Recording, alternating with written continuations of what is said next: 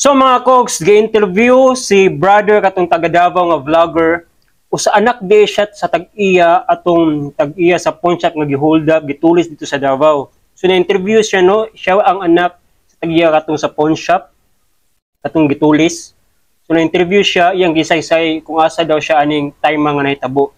So sa di pa na ako i-play ang video guys, please follow sa akong Facebook page Kugman Reaction Vlog, sa atong TikTok account Kugman Reaction Vlog, ug sa atong YouTube account Kugman Reaction Vlog. So di nato ni dugayan guys, ato na i-play ang video. Play video. Brother, ulit daw kung say unsa ni relative sa imong kuan kining tag-iya? Ay, wala, nagagana. Okay na. Okay na. Anak ko sa tag-iya sa Anas Contact. Kato pagkahitabo ako asa ka ato na time.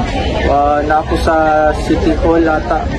Pagdulong pa nagikan ko City Hall. Nagpa-process ko sa ako mga permits. Mato na lingkod na lang nimo na. Naibala na lang ako sa news sa Facebook. Nahitabo. Sa say kuan kumbaga nadakpan naman ako sa suspect as relatives willing po mo file kaso against sa mga suspect. Okay dapat ang mahitabo no para part na sa atong safety kay in the future kung walay mahitabuan na ila walay mahitabong kaso sa ila ha nang magara ko nang nalain mga krimen.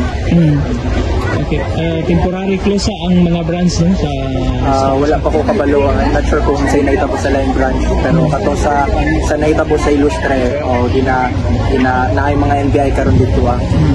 Okay, salamat kayo.